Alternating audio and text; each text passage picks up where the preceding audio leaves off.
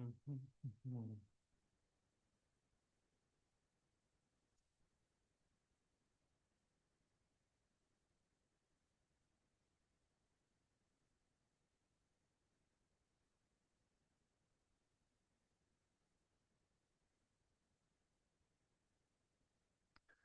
hello, hello.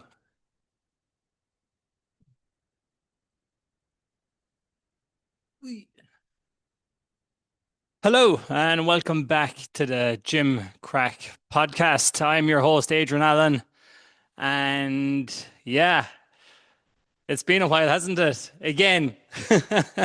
Oh, please don't shoot me for going missing on you. But yeah, it's been it's been 5 months, nearly 6 months actually, since I last did a podcast. It's been crazy. Life has been crazy, tell you the truth. Um, yeah, it's like honestly, today I've just like not just today, actually, the last couple of weeks, if that months, I've been trying. Well, I haven't tried actually. No, that's a lie. I haven't tried to do a podcast, but it's been on my mind to do one with a long time. And then the last couple of weeks, I've had a bit of a little bit more stability in my life, and I'll talk about it. And yeah, it's just been hectic, really. And I was like, this week is the week I'm actually going to do a podcast. So I forget how to even set up the camera. I have set it up. I've managed. I've been messing around with the last hour now, and I was like, come here, just press record on the camera like you usually do, or on the just press record on the microphone and just get this thing started because you've shit to do and it'll never be done if you don't press record. So here we are again. And yeah, I suppose, look, the last couple of months have been tough. My mother passed away in July. That was the last time I spoke to you. Just a couple of weeks before that, actually, I think Grania was my last guest, Grania Byrne, and then I did a solo episode or so, and yeah, and then I had to go home again. So I suppose, look, a little recap on that to start with, and then I'll talk about things like, I suppose the plan today is just to get my voice back, explain to you what's been happening, where I'm at, what's going on in life, what I've been doing the last couple of months since my mother has passed away, how I've kind of dealt with it.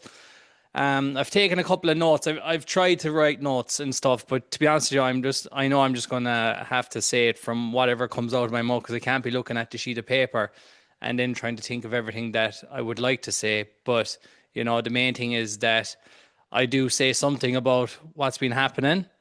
I know you don't have to say anything about personal stuff, but I feel it's all part of the life journey that we're on. And, I want to be able to capture that, and I want to be able to look back in years to come when I have a successful podcast and be like that I was open and honest about absolutely everything. I do it with my training, I do it with what happens in events, I do it with absolutely everything. And this is also obviously a massive part of life, and no one ever wants to go through losing a parent. um I could get very emotional during this. That's the thing. Like, it's you do get those, like, I'm doing it hardy. There's been moments, like, tough moments, I suppose. And the truth is, like, if I do think I'm gonna fucking start bawling crying, I will stop. And I'll take a breather and I'll just like relax. And that's what I found is, like, taking a breather when it gets emotional is the hard part. Or it's the easy part. Stop and breathe and just relax and come back to it again. But yeah, so it's just today I was like, I'm not just today, I was like, I just need to, like, get the voice back. I need to find my feet. I've been struggling to find my feet the last couple of months again, and I don't have words for that, but I'm sure anyone that has been through this would have plenty of advice. And the truth is, I can only kind of give advice of what it has been like for me for the last 6 months. But it's really been going on with about, like, nearly a year and a half, basically. My mother was here actually in April 24. And that's a year and 6 months ago or so. So yeah, like, it's crazy to think that it can go from you having your parents around to them being gone within a short space of time. And obviously Christmas is coming as well, and I do kind of want to. I would hope to say that I could say enough for you that's listening, that you do have your parents, that you do have Christmas coming, and you can make the most of it. And because you don't know how many more you're getting, that's the truth. You think you'll have a lot more, and then they don't come. That's the truth. So that would be one of my biggest things to you today, is that if you do have your parents, and if you're listening, I suppose you're 30 years of age, you're 40 years of age, maybe a little bit older, you'll be lucky if you still have your parents. And if you do, you've got to make the time for it. If you don't, then, you can give me the advice that will happen for the first week of Christmas. But I'll go through a couple of things anyway. And yeah, I'll try and I'm not going to have this all dark and gloom. That's definitely not my intention. But, it's not going to be the happiest podcast in the world for a GymCraic podcast. But I'm going to let you know where I'm at anyway, let you know what's been happening in life. Where's my training? Where am I? Because there's been a lot of changes. But I suppose the first thing is, and I hope it's not too echoey, because I'm inside a new house and I'm recording this from a sitting room where we have a lovely new couch and everything else. Technically, it's not my couch, or it's not Kirby's couch. It's her mother's couch. But I'll just tell you like the present moment, where we're at. What's the story? Yeah, so we moved to Mandra. Mandra is 1 hour south of Perth, and me and Kirby had been living in Perth. Well, I've been with Kirby 4 years now. 4 years happily together, not engaged, not married, no kids yet. But there's plenty of talk of all that. And yeah, so we've been together 4 years, and we were living in a house in Perth together we've been living together for almost 3.5 years, if not more. But we had a house in Perth together we were renting. And when I got back, I knew our rent was going to be up in August, August, the start of September. And I came back from Ireland at the end of the middle of August. So, I'll backtrack soon, but obviously, yeah, just where we are. So we ended up moving out of the house anyway. Because Kirby's mother retired, and she bought a house in Bustleton, and luckily enough, Kirby's mother, who is retired, still has her mother, who is in New Zealand. So she's gone back to New Zealand, and we're here in the house. And, obviously we went from paying $750 a week in rent. So at least living here now will give us a chance to save for a house and, look after her mother as well and stuff like that when she's here. But her mother's outgoing. Her mother doesn't hang around. She's always out doing something, but she's not here at the moment. She's gone back to New Zealand, and she plans to be there for the next couple of months or so. And yeah, so we moved to Mandra. It's a big, I suppose, it's not, you know what? It's not the end of the world. It's away from Perth, but I'm still mining, I'm still away. I'm away every second week. So I go to work for 8 days, and I get my 6 days off, and then I come back. But yeah, we made the decision. It wasn't a hard decision, to be fair. When you're paying $750 a week, and you think, how in the name of God are you going to pay rent and then start saving for a mortgage and everything else? Because, you're not getting anything cheaper in Australia or Perth at the moment than like 700,000, I'd say, would be the cheapest you're actually, unless you bought a house for like 550 or 600 and you did a load of renovations to it. But you're definitely going to be paying 700. You would get nothing in Perth for 700, tell you the truth. You'd have to move well out. So Mandra is 1 hour south of Perth. The good thing about Mandra being 1 hour south, it gets us closer to Bustleton. So Kirby's from Bustleton, and Bustleton is where the Ironman is on every year. I was just there last week for the Ironman.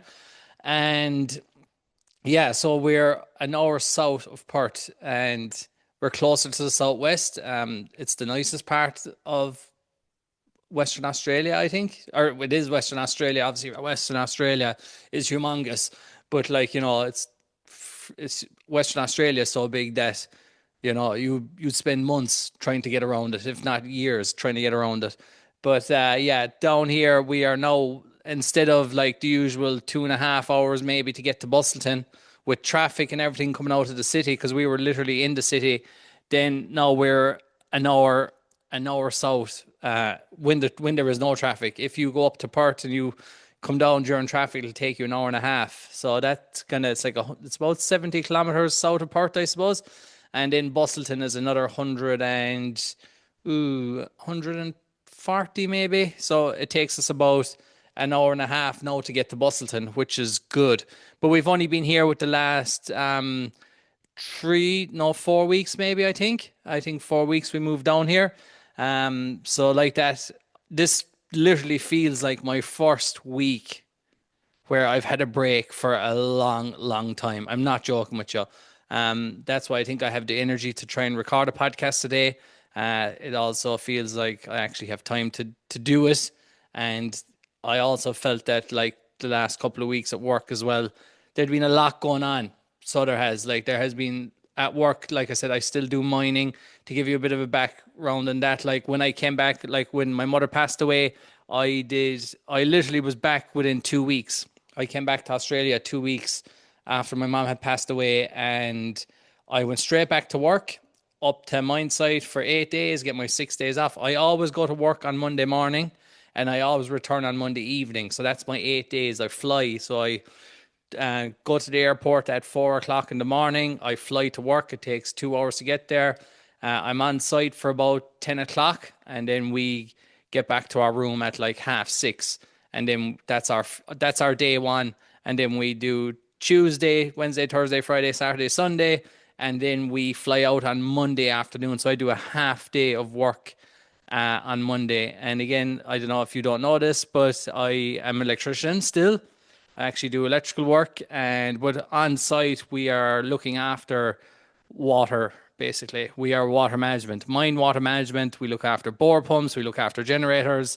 The generator powers the bore pump. The bore pump sucks the water from the ground and sends it to tanks, and the tanks get spread out across the site. So we basically manage that to maintenance. I'm actually like maintenance, so I just kind of go around doing checks. It's handy enough. When I got back, I suppose, like when I got back, I had a good friend. I have a good friend. He's not gone. He is gone. He left me. Tyson Hadaway. I don't know if Tyson will be listening to this, but I got back the first week back, and like on my crew of people, there was myself and Tyson as two Sparkies, two electricians. Then you'd have two fitters, two plumbers, and an operator, and we have a supervisor. So there's like 8 of us. And I was back within my first week, and I was hoping like get into the swing of it again now, because I've had I've had this job with a year. It was literally a year ago this kind of week that I started, and I did 2 weeks. I did a week of work, I had a week off, and then I did a week of work, and then I got a call to go back to Ireland in January, and then I went back for 3 months. So, I've trying to get settled into this job has been hard. And then when I got back for the 3 months, I knew I was like, oh, mom's still sick. Make the decision to come back in March. And then was making the decision to go home again in July.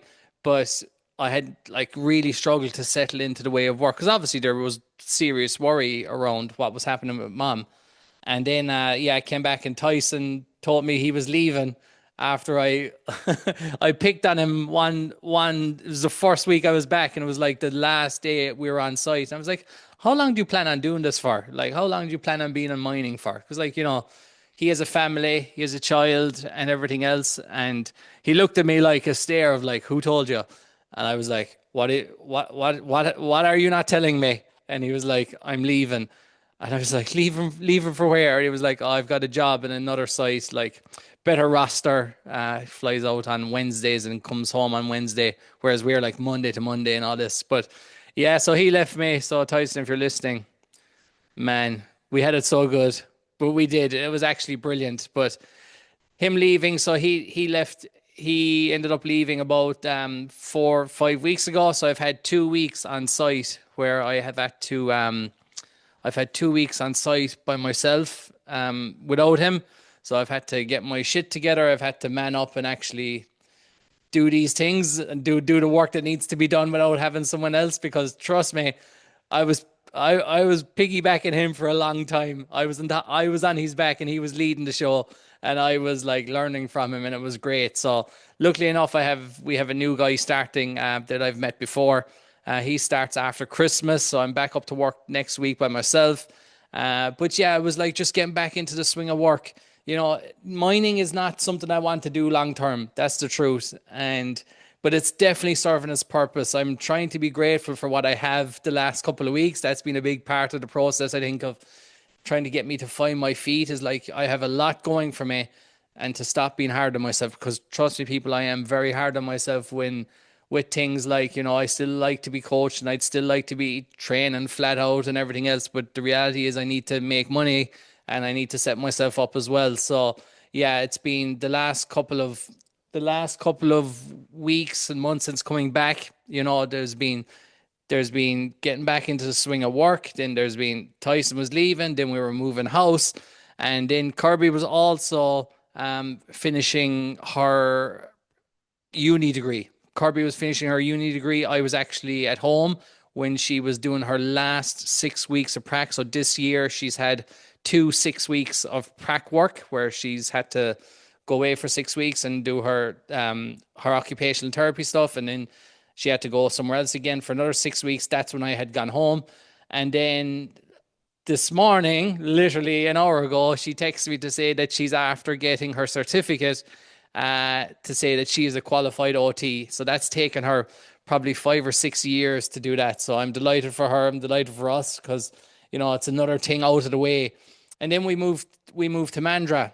And Mandra, like I said, it's an hour and a half, or it's an hour south of Perth. We had to move all our stuff down here to organize a truck one week when I was on my week off, and get everything like the packing up process takes more than, like, it's a couple of days each week I'm off. And I was also trying to just, like, on my week off, because basically people on my week off, like, you get 6 days. I'm trying to train. Training is another thing that I'll talk about in a minute, because that's kind of been non-existent up until recently. But yeah, there was moving. And then at work as well, an opportunity arose at work where the supervisor, Luca, put me forward to do the supervisor course to step me up to supervisor. Which, I've realized you can't say no to things like at work. If, like, I'm working for Rio Tinto, it's a massive company.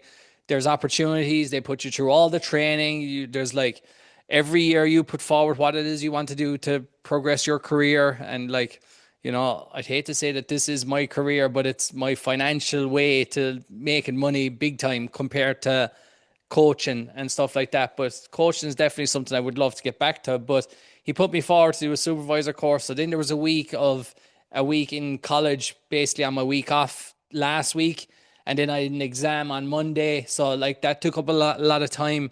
I was studying. There was studying. There was in-class study. There was exams outside of that, and then I had an exam last Monday, which I passed, thanks be to God. And yeah, so that was another thing to kind of keep me entertained. So there's just been a lot going on, and that's kind of like where we're at the moment. And yeah, so trying to settle is probably one thing, and trying to settle with a long time, I am, tell you the truth.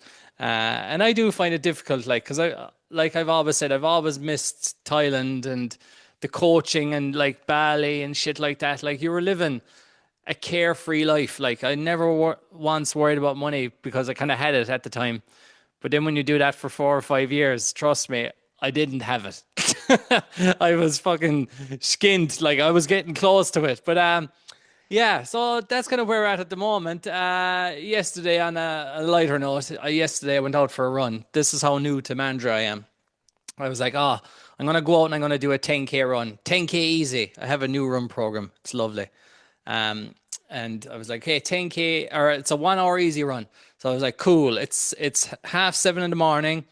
It's summertime now in Australia, by the way, and it is pumping. The sun is pumping, and it's about 30 degrees. It's nearly 30 degrees in the morning. Where I work on site, it's 40 to 45 degrees. When you're in the pit, it's 50. It's sick. I really should, like, show pictures and videos of, like, how disgustingly hot it is and what we have to wear on site. Like, I am covered from head to toe. You would see nothing in me. Like, you wouldn't see as much as my nose. That's how much protection we put on on ourselves when we're out in that heat. But yesterday I went for a run, and I went outside and I took off, and I'm in an area where it's like There's so many ins and outs and housing estates and everything that I took off down the coast. We're actually not too far from like the kind of coastline here. Went down, went running, no phone, no t-shirt, no money, and no clue as to where I was going to. I knew how to run about 4 or 5K and still find my way home, but I was going away for an hour, so I knew I could get like 10 or 11 kilometers done, and I got lost. I got lost, people. Proper lost now, like. So I was out there for an hour, did my run. Then I stopped my watch. I was like, I'm going to walk home. Then when I went to walk home, I realized I actually couldn't find my way home. And I spent the next hour and 15 minutes walking around, topless. Now, the stubborn mule in me didn't want to ask anyone where was Dudley Park or where do I live? You know what I mean? Where I do live. Can you point me in the right direction? And I was left, right, center. It was across the highway. I was back over the highway. I was up a street that was 2 kilometers long, and then there was no way back. You had to walk back again. And then eventually, I was like, surely the Garmin watch has something that has like directions, and I was able to pull up the activity of the run and use the coordinates, and you can tap on the coordinates of where you started, and then it gives you a direction line of like how the crow flies, basically. So it was like you had to kind of follow that arrow back, but not be able to.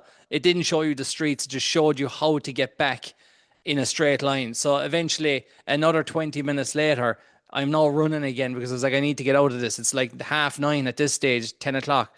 And people, I am absolutely roasted from top to bottom. If you're watching on video on YouTube, you'll probably be able to see it.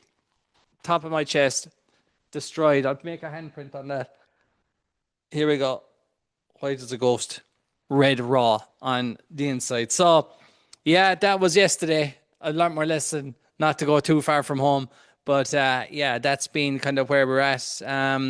Back into running. Kind of like back into a bit of training recently, but I'll touch on that at the end. I'll get into that at the end. I was just kind of, no, I was just like where we're at, where we're living, what we're doing, trying to get back into the swing of things. And like, yeah, it's just been a hectic couple of months since mom has passed away. But getting back to, I suppose, with mom, I better have a drink of water first before I get into this. God bless me.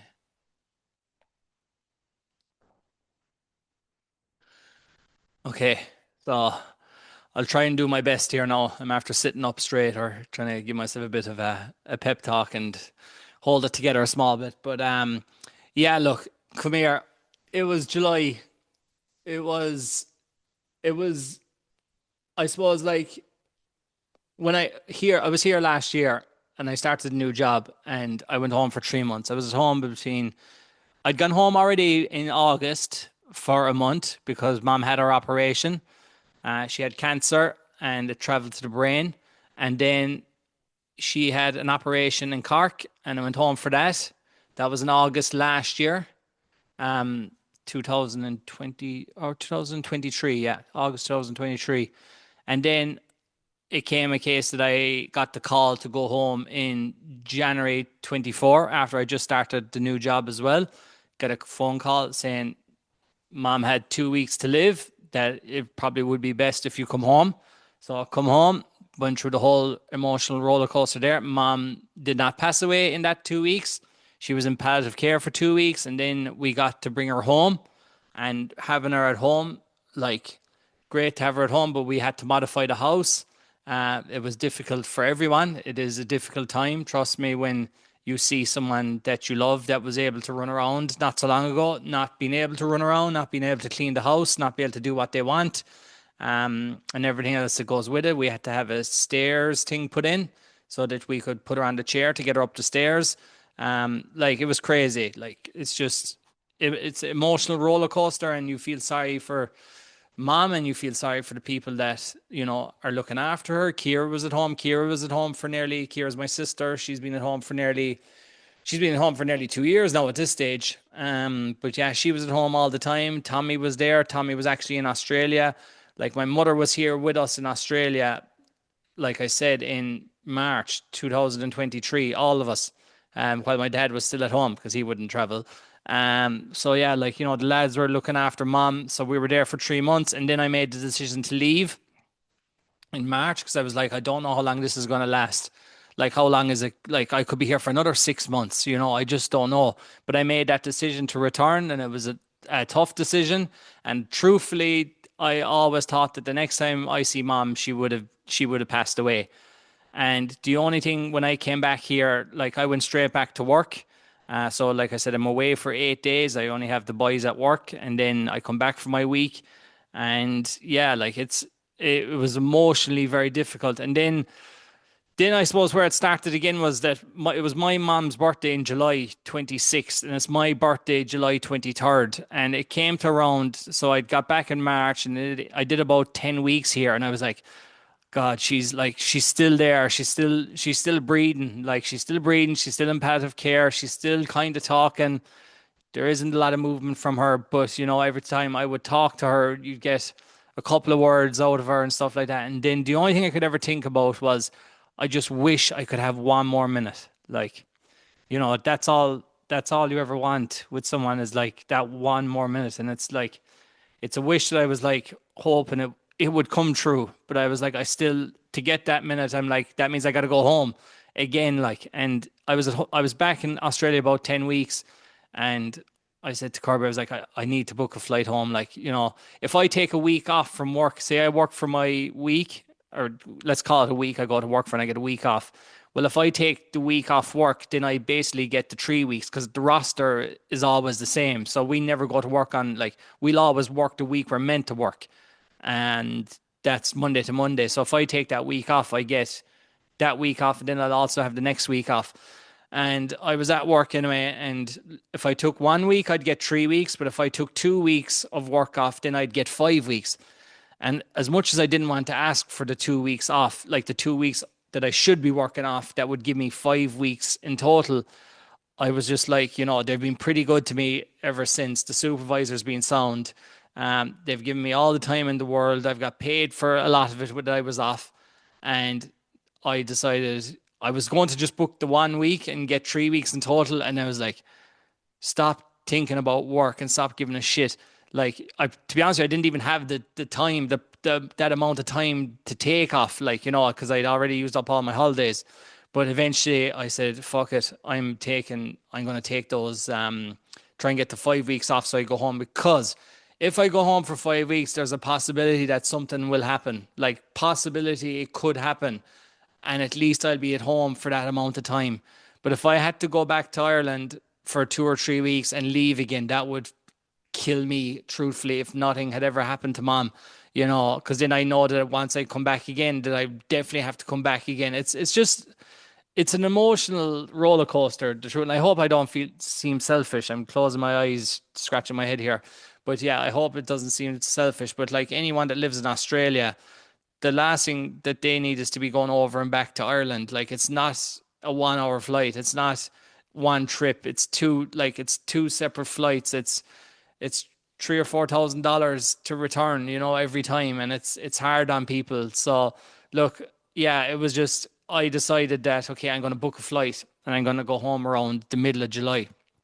That would be like the week before my mom's birthday and my birthday and everything else. But in the meantime, I said to Kirby, I said, look, because obviously we haven't done anything together all year, basically, because I've been away. Like, in that year, I had left Kirby here at home for 6 months. And then when I came back, I was on a mine site. So like the amount of time I get to see her is very limited as well. But we did book a trip to Bali, and the trip to Bali came on the first week. It was probably the end of June. And like, I've lived there before and we've been there together a few times or whatever. And it's like, it's a great place to go. But I was going there with her knowing that I was hanging on now, or that my mother was hanging on. Okay.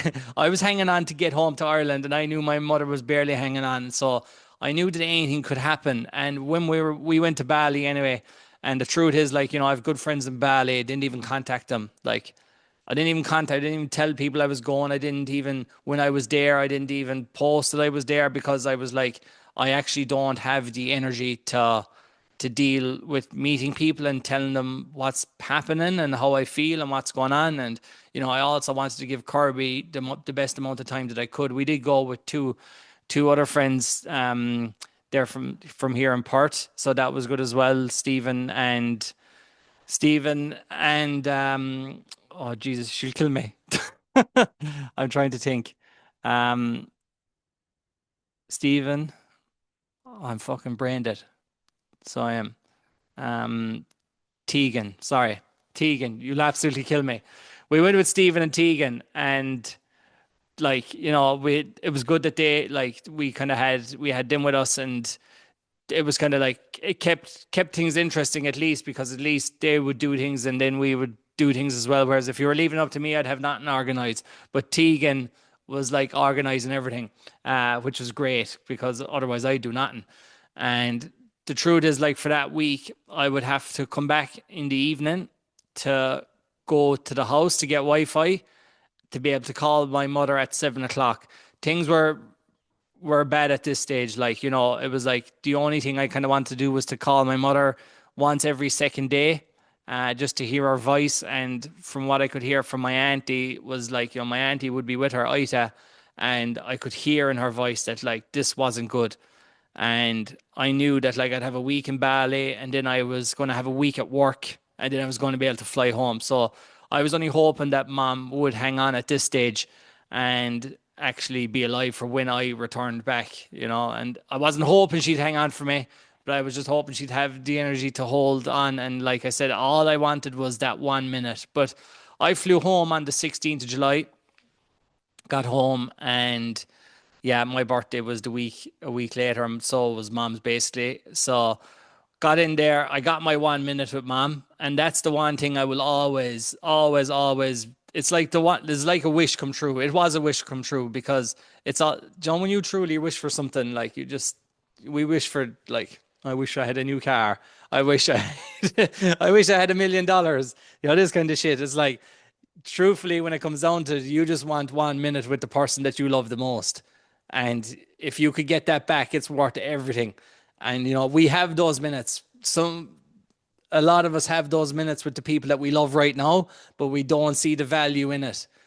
But trust me, you have the time if your parents are still alive or your loved ones or your partners, all this, like, spend the time. The time's got to be quality because if something happens and they're gone, you're not getting it. And all the money in the world isn't going to bring them back.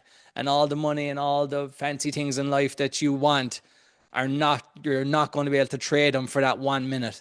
So make the most of it. But like, I got my minute with mom, and that was the one part that like she was in palliative care where she'd been for so many months, and the work that they do, like it's incredible, and they've made our lives like so much easier by the fact that they could look after mom and that mom would be comfortable in space that she had.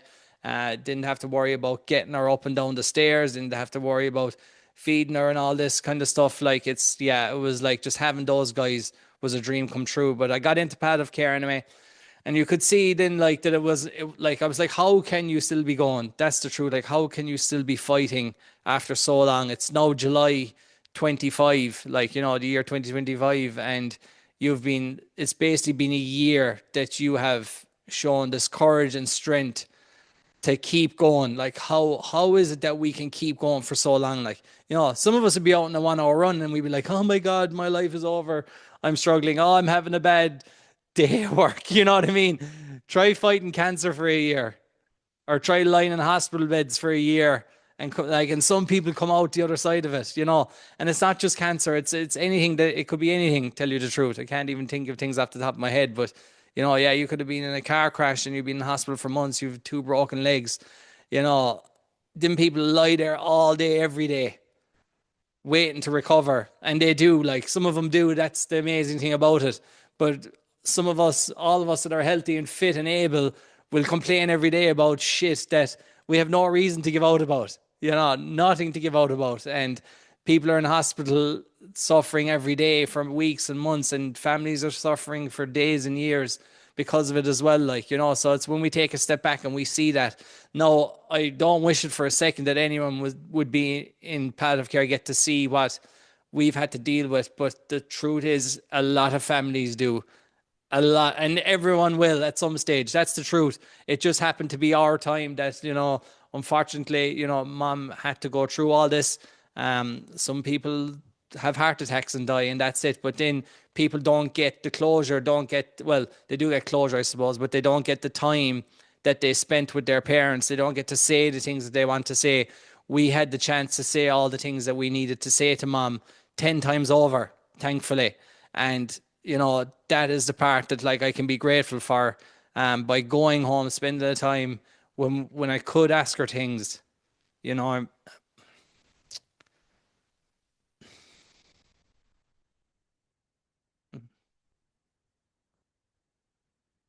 yeah, it's just like when you when you actually could ask them things, you can ask your parents things, and you can ask them no. Whereas like when they're gone, you can't ask them. So yeah, just give me a second.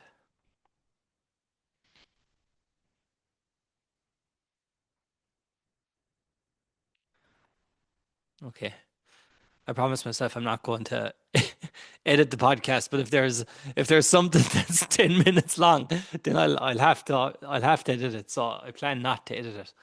Um, but yeah, like you have the time to ask them the things. I remember when I would write down the things I wanted to ask my mother, and I would ask her, like, I'm not going to say what I asked her, but you do ask them things that you try to get the answers out of them, and you're lucky if you can get the answers out of them. That's the truth. It's nice to have those memories. You get to say all the things that you want to tell them, like, thanks for the childhood that I had, the way I was brought up, the opportunities I've had to go places and to do things. Like that's all down to your parents.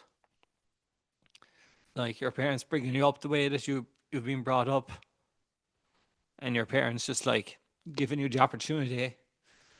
Like my parents aren't rich or anything, but they still do. They still did everything that they could for you to give you the best childhood and everything else, like send you to school, give you all the books, dress you up, take you to football, take you to hurling, all that kind of stuff. So yeah, it's like just ask them the things that you can ask them, and do the, like, just be grateful for all the opportunities that they do give you. That's all you can do, and like having that time was special that we were able to do that. So yeah, I suppose it came to like the week before mom's birthday, and Kira was trying to organize her birthday and stuff for in palliative care. And like Kira does so much. Kira's great. Like Kira organizes everything. She makes, like, she knows what mom wants, and she knows how to do it perfectly.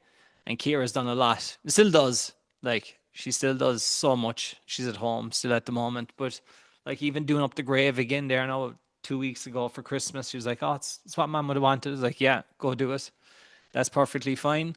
So yeah, look, it came the week before mom's birthday, and Kira was organizing stuff, and like going to get people in, and like it's going to be her last birthday. There's no way she's going to hang around for another birthday. I'll tell you that. Like my mother was 65, and yeah, it came to my birthday, and we had a few balloons and whatnot. But then it was mom's birthday 3 days later. But you could see it was just like you can see the changes. Like it's mad. Like you can actually, even though I didn't know when I got home that like anything would happen when I was at home, it was a case of that. Yeah, that you could just see it then, like that. She is getting worse. And then, oh God, we had the All Ireland final. Kerry and Donegal was on the 27th, and we had watched that in the bedroom. That was on the Sunday, and like people were offering me tickets to go to the match and all this kind of stuff. And I was like, oh look, I'll just stay in Tralee and I'll just watch it on TV. And look, if they win, I'll go down the town maybe to the pub and watch it there, or else watch it with friends or whatever. But I watched it with mom anyway, and thankfully Kerry won that game, and they won it quite well. Which was great. To be honest, with you, I don't know. I'm sure my mom was able to hear it, but she definitely wasn't able to see it. And that was like Sunday the 29th. And next thing, like that night, then like she whatever, it was just like it just seemed to be getting worse. But we'd been here before. We'd been here so many times before that like the nurses are telling us, okay, you should get everyone to come back in. Literally, actually, it was during the All Ireland final. Now that I think of it, it was literally during the game. They came in to myself and my dad, and they were like, "Okay, I think it's time you get everyone back in here."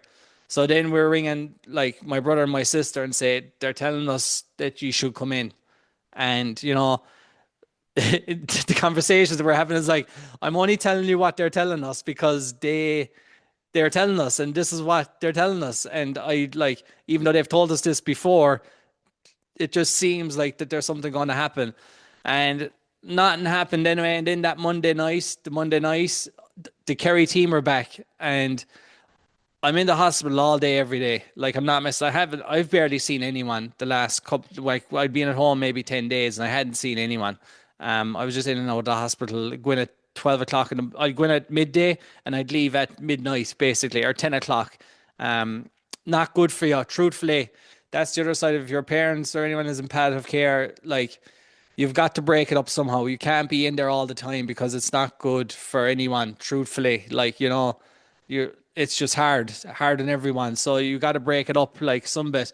But I went for a walk on the Monday evening, and next thing I could hear the Kerry football team were down Denny Street, and I was like, oh man, like I'd love to be down there, but like there's other things in life that you've got to deal with anyway. And then yeah, so then all my uncles and aunties were back in. My uncles and aunts were in there all day, every day as well. Like Ita, Davy, Vinny, Pascal, John, Connie. Um, I hope I'm not forgetting any one of them there. Davy, Connie, Pascal, Vinny, John, and Paddy. Yeah, like they're all my uncles. Like my mother has a big family, and then Ita was in there most days as well. And Mary Bond, who is Alan Bond's mother. Don't know if any of you know Alan, but yeah, Mary was great. She lives near the hospital, and she'd be in every day. And of course, my dad would go in every single evening. He works every single day. He works Monday to Saturday, and you do like you feel sorry for him then as well, being in there all the time. But that's what he would have wanted. But like he still stayed doing what he needed to do. And then it came to the Tuesday, it was the 28th of July, and we're all in the hospital that evening, and like we're up all night the night before, and you just think like is it going to happen? That's the truth. Like is it going to happen or is it not? At this stage, like mom is like she's asleep. She's sleeping all the time. She like yeah, she is asleep basically. But you just like because we'd been through it for so long, for the last 6 months basically, where it's been really bad, that like you wonder if it's going to happen. And they send everyone home from the hospital. They tell all my uncles and aunts to go away home. That's like 9 o'clock in the evening, 9 or 10 o'clock, and then they all leave. Next thing, 2 hours later, 2 hours later, the nurses come back in. They're like, I think you should call them to come back in. And I was like, oh God. So like, the nurses are great. It's brilliant because they can see it. Like they literally can see when this is going to happen. Like it's as if we see people passing away all the time that we know, or that we make the decision. But anyway, I make the phone call, and it was like, like, and I'm laughing about it. Like I'm like, you're going to have to come back in again because they think something's going to happen. You know what I mean? And then they all come back in again. Some of them do, some of them don't even have the phones on because they don't expect it. And yeah, and look, Kira and Tommy are there. My dad is there. I'm there, and we're all inside the room again. And it passes midnight, and you're thinking to yourself, "Oh God, how?" And I feel selfish saying, like, how are we going to go through this again, staying up all night? And look, it was like 2 o'clock in the morning. I was sitting beside the bed, and mom was asleep, and you can hear her breathing, like you can hear her breathing, and before you know it, the like yeah, like, but yeah, I just I stand up at one stage because I'm beside the bed, and I just put my ear to her nose or to her mouth, and then I have it there for about 20 seconds, I'd say. And next thing, there is no more breathing. It's like it's crazy. And yeah, she passed away with us like inside in the room. And the truth, like, it's mad. Like when I think back to it, like just how it happens, like 1 minute you're there and then it's just like it just fades away, you know, breathing, breathing just goes and and they're gone. But like the moment is mad because like you're obviously sad, like do you know what I mean? It's tough. But then you're like, I'm just so happy that her I'm just so happy her suffering is over. Like that's the positive side of it.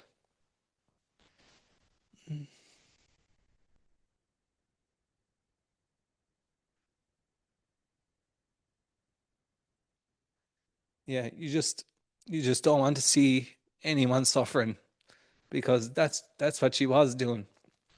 She was suffering and then she wasn't. And it was like it was it was almost like a moment of like you were just happy that she was at peace. That's the truth. You know, that they are at rest. They can go there, they can see, they can be with their parents. I'm sure my grandmother was there. I'm sure my grandfather was there. I'm sure friends of my mother were there when all this happened. Like she had all of us there. Like I'm sure she was happy that I came back from Australia again. She'd all her brothers and sisters there. And like it's hard on everyone. Like it is. It's tough. It's hard on the nurses. Drink of water.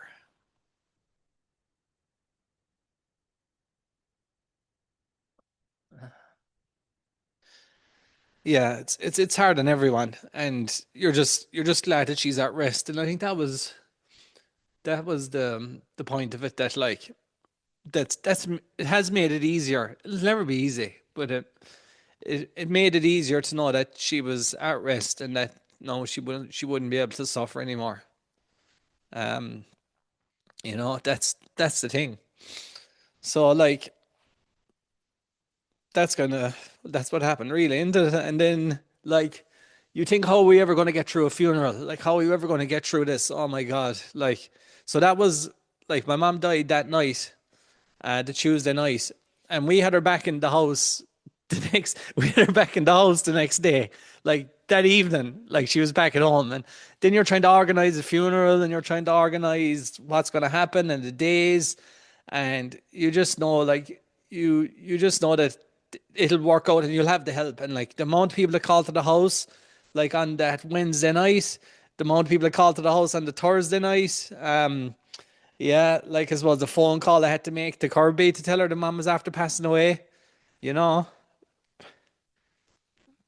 these, or then you have to, you're telling people, like that you're telling the family, like you're telling our uncles and aunts and everything else that it's happened. It's tough, but yeah, look, we had mom home that Wednesday evening, and people were calling Wednesday night, and people were calling Thursday night. The funeral was actually set for Thursday night, so it was so fast. Like how it was done so fast, I don't know. It's mad because Ireland, like in the UK, so in England and stuff, people die and it's like 2 weeks before burial or 3 weeks. In Australia, it's nearly a month. But yeah, we had mom home. We had her in the sitting room. She looked great. It's like she went back to her old self. Yeah, when she died, it was mad, and she looked so peaceful and everything. And my cousin Ashling did my cousin Ashling is a hairdresser, and she always does my mom's hair. But she was doing my mom's hair in hospital before she died. She was doing my mom's hair when she died. You know what I mean? It was like she was great, and Kira doing her makeup and everything else. We got Thomas Casey from Causeway to do the whole casket and horse and the whole stuff with the funeral and everything, which was great. And it flowed so well. Time goes so fast. Flowed so well, and how everything was done was amazing. And like it comes to the day of the funeral, like literally the day of the funeral, and you're like, oh my God, how am I going to get through this? You get everyone involved with the prayers of the faithful, and people are glad to do it. And all that kind of stuff. And then with the burial, you're thinking, Jesus, closing the coffin. Like, you think closing the coffin is definitely going to be the worst part of it. But I think we had done so much. We had mom at home for 2 days before closing the coffin. That I think that we all had said so much and done so much, and like put our bits into the coffin and stuff. I actually brought sand from Australia, and I have some sand in her coffin, and I have some sand in her grave, which was I thought was a nice thing. Like, not to put in, like, I'm not going to put in a load of stuff, but I was like, oh, at least I can put in like a bit of sand. So every time I go to the beach in Australia, I can think of mom and stuff like that. Um, but yeah, everything ran so smoothly. It was incredible. Like, in the flowers that were ordered, and no, my mother's buried like literally 300 meters from the house. As the crow flies, let's say. There's a brand new graveyard. It's close to home. It's right beside, like, my dad passes it every day on his way to work. If he had to walk there, it would only take him 5 minutes to walk there. So that's comforting as well. You can actually see our house. You can see my mom's bedroom from her graveyard. Like, that's class. I think it's just something special about that. And it's a lovely new grave. And it's mad when you go down there and then you see the people that are buried there, like friends of ours from, like, I'm nearly 40, but there's Martin Stackpool's dad is there, Peter Stackpool. There's other people. There's Pat Shanahan is there. Like, these are all neighbors of ours. And, like, man, all our time is limited. Like, that's the truth. Like, all our time is limited. You like how fast it has gone between getting from 30 to 35, 35 to 40 is like the last 10 years have been so fast. Like, I can't imagine what's going to happen for the next 10, you know? But yeah, look, we had the funeral anyway on the Friday. It was a lovely sunny day as well, thank God. I don't know, I'll take every I'll take every bit of positivity that I can, but it was like, yeah, being able to have like a nice day. Kier organized music. There was bagpipes. We carried the coffin from the church to the graveyard. Everyone got a chance to carry it. All my mates that were at home were able to carry it and everything, because my mum always had like great time for all the lads. Like, we could drink in the house fucking all night long. She wouldn't say anything. She was always sound that way and everything else. But yeah, we had the burial, and then I guess it was we had 2 weeks at home. I had 2 more weeks left before my flight, and I was like, oh, well, I changed my flight. It just literally happened smack bang in the month that I was at home. And I was like, well, I changed my flight. And then I was like, look, no, look, I made the decision. I was lucky. I got that minute that I asked for. Mom has passed away in the middle of like the time I've been at home. I have time to like hang out at home for 10 days. The championship was on that Sunday. Aberdeen and Ballyduff were in the championship final again. We could go and enjoy that. Like, that's the truth. Like, it's been very hard to go and enjoy anything, to go anywhere, because the topic of conversation would be always, how's your mother? And like, people mean well, but like, it's the same answer I have to give them every time. You're it's not that you're lying to people, but like, this is like, how is she? It's like, oh well, I can't really tell you the truth because I don't know myself. Like, and now it's the case that she's passed away. Like, the conversation changes, like, and it's fine. And the conversation is a good conversation, tell you the truth, because I didn't want to see her suffering anymore. And yeah, so we got a chance to see the championship final. That was good. Aberdeen won. We got to go out that night. I hadn't been out for bloody 2 years, I'd say. So I had gone out. It was great crack actually, and Aberdeen were there all night. Usual crack. Myself, Eamon Gilbert, Declan Gilbert, Sean Cummins, Mark Ford, everyone else in between. It was just good to see everyone. Daniel Conway was home. Yeah, Kevin Power, everyone that was there. It was great to be able to like now go out and see people and like celebrate and like, yeah, actually celebrate life, in general, because it's what my mother would have wanted. So I did. We spent the next 10 days at home, and then I flew back. I actually flew back on it was like the first week of August or something. And the truth is, then, like, I didn't give myself much time to really think about anything and whatnot. What's the word? Like, oh God, I suppose like when mom passed away, like, I was straight back into work again, onto a mine site. And then, what? The first, I did a week of work or whatever, and that was all well and good, kind of.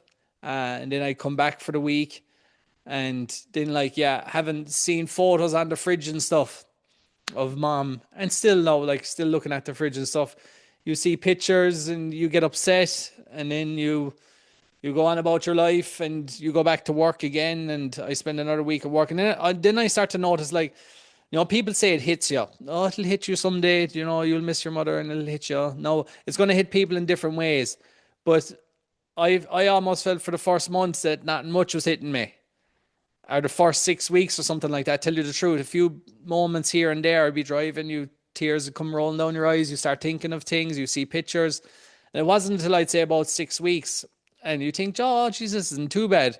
And then there is, I call them moments, tell you the truth. Like, it's not like a whole day of like being upset. It's just like you see something, like I seen a picture of my mom's brothers and sisters on Facebook at a wedding, and she wasn't in it, and that upset me. I look at the fridge and I see a photo of my mom, and then I think back to things, and that would upset me. Or there's just different things. I went to a restaurant a couple of weeks ago in Trig in Perth, and me and Tommy and my mother had been there, and I was in there with Kirby, and I just said, like, mom sat there, and like then you just have to like sit down in the corner and you cry, basically, because it's just the memories and the moments that will that you miss, like. So yeah, it's and I'll think about him now, and I'll think, like, Christmas week will come, and you'll think of Christmas and like Christmas Day, and then you think about my dad being at home by himself with Kira or whatever. Um, So yeah, I think it just comes in moments, and if anyone else has obviously lost a parents, they'll understand, and they can probably give me advice. And if you want to give me advice, you can, of course. So yeah, there's all these moments that will just trigger it, and you'll think about things, and when you go back to your normal life as such, you're kept busy, and then you sit down and you reflect or you think, and it brings it up. So yeah, I just like to call them moments, and they're nice moments because you do need to feel them, and you do need to cry, and there's definitely no shame in any of that. Tell you the truth. So yeah, it's just like, yeah, definitely I found the first couple of weeks not too bad. Then there's been the moments in and out the last couple of weeks and months and whatever. There was one week where I felt nearly every evening at work. I eventually brought a picture of my mom up to work with me, and then I would see it in the evening, and I would sit down and look at it, and I'd cry, and then I would go look at more photos. I find looking at more photos than less photos is beneficial, because I feel like if you left it too long, you could have an awful breakdown with yourself. Like, myself, I'm going to speak about myself here because I cannot speak for anyone else, but I do feel that if I left it too long, like, I do have a collage in my phone of my mom, that I had put together for the funeral. So every now and again I watch that, because I feel like that's beneficial to like processing it and just like feeling it, instead of waiting for it to come along and hit you someday too hard. So yeah, look, that's been kind of like where I've been at. And then, yeah, like I said, getting back into the swing of work, trying to make time for Kirby, trying to make time for myself, trying to get back to training, trying to get back to everything. There's been weeks where I've got back to training, and then there's been a week where I'll do absolutely nothing. Trying to find structure, trying to find routine again. Everything like that, people. It kind of goes like, yeah, you just don't know how to deal with it, do you? And as much as I tried my best the last couple of weeks and months to get back into it, I have found it really difficult. And then I always like return to what, okay, like, I'll do something, I'll write some goals, or I'll write it down, or I'll journal. And, well, journal, I'll do some, started doing some gratitude journaling recently, because I was like, you've a lot to be grateful for. So stop being hard on yourself, and you've been through a lot. So you need to be mindful of that. You know what I mean? And just, it's still fresh. It's only been 5 months, like less than 5 months. So like, you need to be kind to yourself, like a lot kinder than you're being. You're dealing with a lot. You're doing a lot, and mentally, I'll put a lot of pressure on myself to do more. But I have realized I needed to do less. Um, so I guess, look, where I tried to get back into the swing of things again. Like, I'm very fortunate at work. Like, we have everything. Like, we get all our food. That's kind of a downfall, but I've had to like modify it and get back on track with like not eating so much food. Uh, that's like, I've put on about 7 or 8 kg in the last year. And the only time I was in control is when I had Dennis Mack coaching me for 3 months. So having a coach does help you in these times. Like it really helped when I had Dennis for 3 months. And I was like, oh, I can do this myself. I was thinking and telling Dennis, I should have stuck with him. That's the truth. But yeah, look, it's what I've done in the meantime is that uh, me and Kirby, like we sat down a couple of weeks ago, like, hey, what are we going to do for the next year? What are we going to do in terms of training? I know when I'm training for something, I'm the best version of myself. And I wasn't training for anything, obviously, because, I didn't know what I could train for. I've done a couple of 10K races because I knew that like at least 10Ks was manageable without doing much training. I did a duathlon a couple of weeks ago, no training, 10 kilometer run, 60 kilometer bike, and a 10K run. And I performed pretty well without training. But then I realized after about 3 days, my legs and my knees were killing me. So that was the whole thing of why you should actually train for something instead of going balls deep into it. But I performed pretty well. Like, and my base level of fitness is good. But then I was like, okay, what are we going to do? So we signed up for Bustleton 100 in May. That's Bustleton 100 is a 2K swim, 80 kilometer cycle, and a 18K run. I did sign up for that because I was like, I'm now in Mandra. I still have the cycling track. I'll have Mandra Tri Club. I'll have I got to go and meet people. I got to meet new people, everything else. So we signed up for the Boston 100, but then I had an issue where they double charged my credit card. They charged me twice. They charged Kirby twice. And then they cancelled the entry because the credit card cancels the entry fee. So I need to get back to that. But I suppose the one thing I'm really am looking forward to and one thing I will enjoy training for is High Rocks. I'm booked to go to Bangkok in March, middle of March, the 20th of March, to do my first High Rocks race. I'm going to do High Rocks Open. So basically, I will train for it. I have a new running program. I've got a program for High Rocks. I really want to train with people. That's the truth. At work, you see, for 8 days, I only have myself. If I can try and swindle any couple of lads to train with me, but our crew is pretty small. Don't know if the boys would really want to train for High Rocks. I did meet one lad in the gym recently that I got his number. He seemed to be a guy that was like doing my kind of stuff that I would enjoy doing. So I had to chat with him. But yeah, I signed up for Bangkok High Rocks. My good friend Phil Anthony is going to be there. I'm going to do the single open on Friday, and then I'm going to do the mixed doubles with Kirby on the Saturday. So Kirby's going to be doing all the burpees anyway, that's for sure. Yeah, and it will allow me and Kirby to train together as well. Like she does CrossFit a lot. She is very good at CrossFit. She doesn't love running, but she runs. But I feel, I was about to say, I feel like it'll be good for our relationship. It'll probably ruin our relationship training together, to tell you the truth. But no, we do. I do want to be able to train. Doing the doubles with her is good. So at least I can send it on the singles and suffer and do what I need to do. But there's work to be done on that. I'm not messing. Like there's training for High Rocks.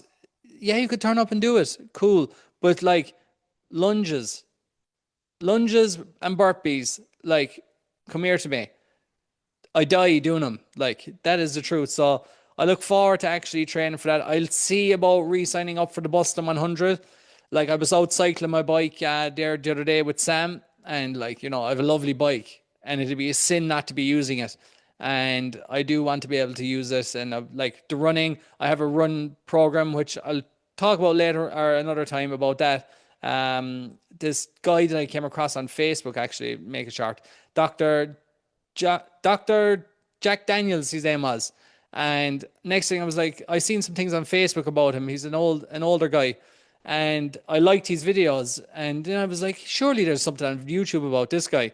And then I found him on YouTube and I watched a whole series on his thing. It's where you basically run a mile, 1,600 meters, and then all your times, your threshold times, your easy run, your threshold, your intervals, and your reps. So basically, your reps are considered 200 and 400 meters, and he uses your 1 mile time against it. And I got ChatGPT to write me a program for 10 weeks using those numbers. and it's spat it out and printed out in a PDF within 10 minutes. And I've been doing it the last couple of days, or the last 10 days or so, and I've enjoyed it. Last week was my first, well, no, last week I had a good week of training. That's probably why I'm doing the podcast this week, is because I feel like I've actually turned the corner slightly. I tried to get back to training properly about 5 weeks ago, but then, like I said, we were moving the week off when I was off. Then I had to go do my supervisor course, and I just felt like, I didn't have a minute to myself. And that's why, like, I haven't even tried to pull out the microphone within the last 5 months. That's the God's honest truth. I've put it out in front of me. I've shown myself that I have the equipment here, that I can get back to this. But today is the first day I've truly sat down to be like, I'm actually going to do this. So, look, I'm going to leave it at that. I think I've talked enough, and I've done enough to get me back into the swing of things. Again, look, I know Christmas is coming. I hope you all have a good Christmas. My only advice to you is take that 1 minute that you really want with someone that you love, whether it's your mother, your father, your brother, your sister, your partner, your friends, whatever it is. Just use that 1 minute, because that 1 minute, people, is worth more than anything. It's the one wish you will have when they're gone, is that you can have 1 minute with that person. So over the next couple of weeks, when you're off, or you're even calling out, reaching out to a friend, make the effort, because, when they're gone, they're gone. You're not getting it back. And I'm just glad that I did get that 1 minute with my mom. And again, look, I want to thank you all for your time. If you're listening to this, sorry, but no, don't say sorry. You're never meant to say sorry. You're never meant to apologize for anything. Unless you're being an absolute arsehole, then you could. But no, I appreciate your time. If you have listened to this, you can message me. Let me know you're listening. You don't need to share it. You can share it if you want, but it is a personal thing, and I just want to share it with the people that have been listening to this.